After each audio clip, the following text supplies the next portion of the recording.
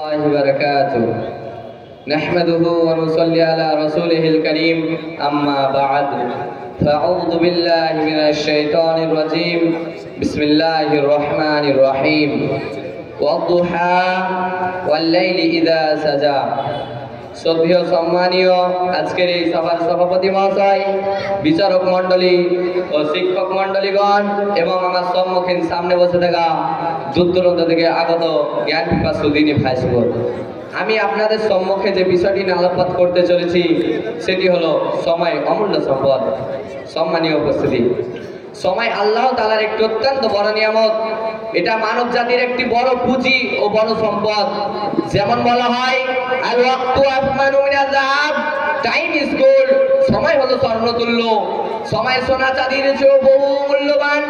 সময়কে গুরুত্ব দিয়ে বহু মানুষ অনেক উঁচু স্থানে পৌঁছে যায় এবং অনেক মানুষ সময়কে অবহেলায় নষ্ট করে অসম্মানিত হয়। জ্ঞানী মানুষ মাল ধনের চেয়ে সময়ের মর্যাদা বেশি দেয়, আর তাদের কাছে নিজের প্রাণের চেয়েও সময় বেশি প্রিয়। যে জাতি সময়কে গুরুত্ব দিয়েছে তারাই মরুভূমিকে ফুলের বাগানে পরিণত করতে পেরেছে, আর যারা সময়কে অবহেলায় নষ্ট করেছে সময়ও তাকে সমুচিত শিক্ষা দিয়েছে, সময় তাদের নিঃস্ব করেছে, পরিণামে তারা ভিক্ষুকের জীবন অতিবাহিত করতে বাধ্য হয়েছে। মানুষের দুরবস্থা অবনতির পেছনে বহু কারণ থাকলেও একথা সত্য যে সময় সম্পর্কে অবহেলায় এর অন্যতম কারণ। বন্ধুগণ, মনে রাখবেন, সময় এবং জোয়ার যা কারো জন্য অপেক্ষা করে না। কোন এক জ্ঞানী ব্যক্তি সত্য কথাই বলেন, কন্ট্রোল ইওর টাইম, অর্থাৎ তুমি সময় আয়ত্তে আনো, otherwise he will control you, অন্যথা তুমি তার নিয়ন্ত্রণাধীন হয়ে যাবে। কুরআন ও হাদিসের মধ্যে বহু জায়গায় আল্লাহ তাআলা সময়ের তাৎপর্য বর্ণিত করেছেন। যেমন আল্লাহ তাআলা কুরআন মাজিদের মধ্যে বলেন ওয়াদুহা, শপথ প্রভাতের উজ্জ্বলের, ওয়াল্লাইলি ইযা সাজা, শপথ রাত্রির যখন গভীর হয়। আল্লাহ তাআলার এই সবের কসম খাওয়ার একটাই বড় উদ্দেশ্য হলো যে মানব জাতি যেন তার জীবনে সময়ের গুরুত্ব অনুধাবন করে। অনুরূপ রাসূল সাল্লাল্লাহু আলাইহি সাল্লাম হাদিসের মধ্যে বলেন নিহমাতানি মাকবুনুন ফীমা কাসীরুম মিনান নাসি সিহাত ওয়াল ফিরাগ, আল্লাহর দুইটি নিয়ামত যা অধিকাংশ মানুষ ধোঁকায় পতিত হয়, এক সুস্থতা এবং অপরটি হলো অবসর সময়। রাসূল সাল্লাল্লাহু আলাইহি সাল্লাম এখানেও সময়ের গুরুত্ব বুঝিয়েছেন। প্রাণের ভাইরা, কিয়ামতের দিন আমাদের সকলকে যে প্রশ্ন করা হবে তার মধ্যে দুইটি প্রশ্ন সময়ের সঙ্গে জড়িত।